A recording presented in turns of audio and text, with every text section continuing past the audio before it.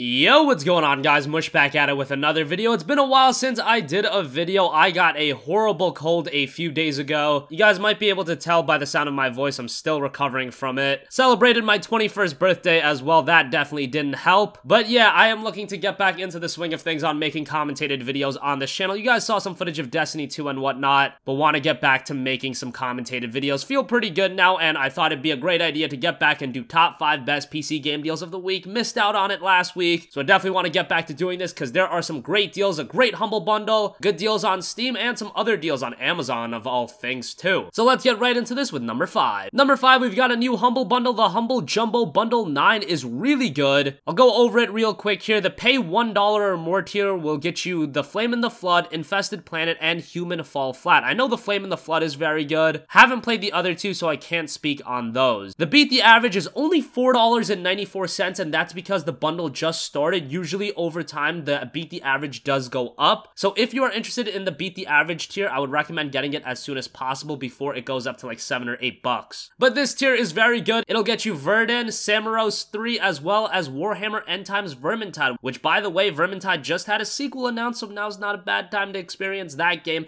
And they are saying that more games will be added in 5 days and 23 hours. If you get the Beat the Average now, don't worry, you will get those unlocks when they arrive in 5 days and 23 hours, along with all of the other games that you get. Warhammer End Times Vermintide is very good, as is Verdun, so those two games for $4.94 is a steal. Warhammer End Times Vermintide usually on a Steam sale is like $7.50, maybe even higher than that, but yeah, that game being included is a very nice addition. Finally, the pay $10 or more tier will also get you American Truck Simulator. I know there's a huge community for these games on PC, not my cup of tea, but yeah, there's that too. The Beat the Average is really good. Even paying $1 for the Flame in the Flood I think is pretty solid, and I heard good things about Infested Planet. All three of the games at the pay $1 or more tier have very positive reviews on Steam. Infested Planet actually has 90% over the last 30 days, so that's pretty good. And then the Beat the Average, like I said, Verdun, as well as Warhammer End Times Vermintide, really great inclusions. Next up, Steam has got the Witcher franchise on sale. Nothing crazy here. These are the deals you typically see when the Witcher is on sale on Steam, but I thought it was worth a mention. The first game is 85% off for $1.50. Witcher 2 is 85% off for $3, and then the Witcher 3 Complete Edition is available for 50% off. That's $25. No point in getting the base game of The Witcher 3 because that is $24. You might as well pay an extra $1 and get Blood and Wine as well as Hearts of Stone, because that adds a lot of content to The Witcher 3 and you're only paying $1 more. As I've always said, The Witcher 2 is a great entry point for the franchise, 85% off at $3. That's just a great deal, and Witcher 2 is a game that you can still go and play today. It still looks absolutely amazing, and that's where I think the first Witcher game kind of falters. I've recommended this series to a lot of my friends, and they all come up with the same thing, saying,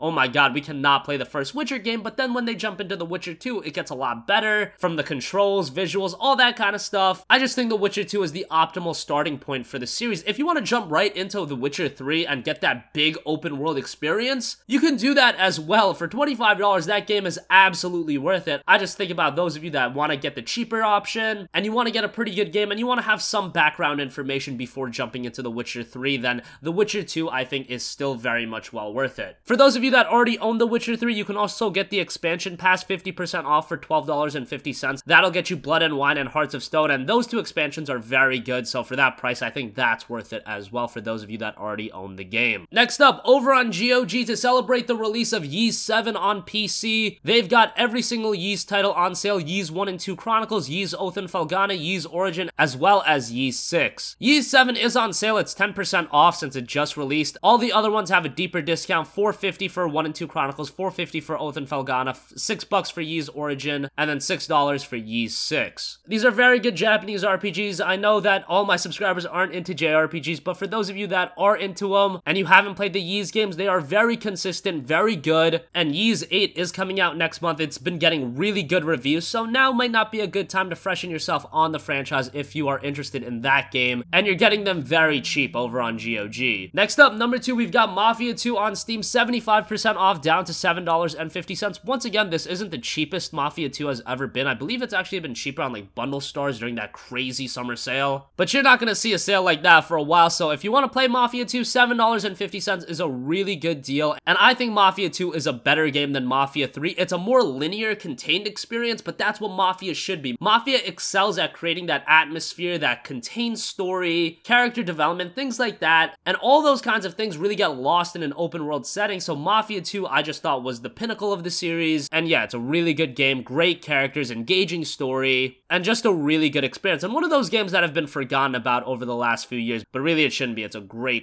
game. And finally, over on Amazon, they've got a sale on XCOM Enemy Unknown, the first game. It is down to just $6 for the base game, and that is a great deal. XCOM Enemy Unknown is terrific. XCOM 2 is great as well, but XCOM 2 largely just builds upon Enemy Unknown, so if you want the cheaper option, we're talking far cheaper. XCOM 2 is on sale on Steam right now, and it's like $24, so you're getting Enemy Unknown for a fourth of that price, $6. That's really good. And then the Complete Edition is also available, which includes XCOM Enemy Unknown as well as XCOM Enemy Within. You can get that for $10. That's a pretty good deal too, but I believe $6 for Enemy Unknown is the cheapest standalone price that game has ever been. I think $7.50 is typically the price it goes for during a Steam sale, so $6 is a really good deal, and Amazon will give you a Steam code, so that's very nice. Really good tactical RPG. So that's gonna wrap up this video, guys. As always, thanks for watching. Sorry about the lack of videos over the last few days. Right now, I'm kind of enthusiastic, and I can kind of mask the remnants of my cold, but trust me, I just felt like absolute crap over the last few days. But thanks for bearing with me. As always, if you have a request for a future video, you can leave that in the comment section down below, and I will catch you guys in the next one. Peace out.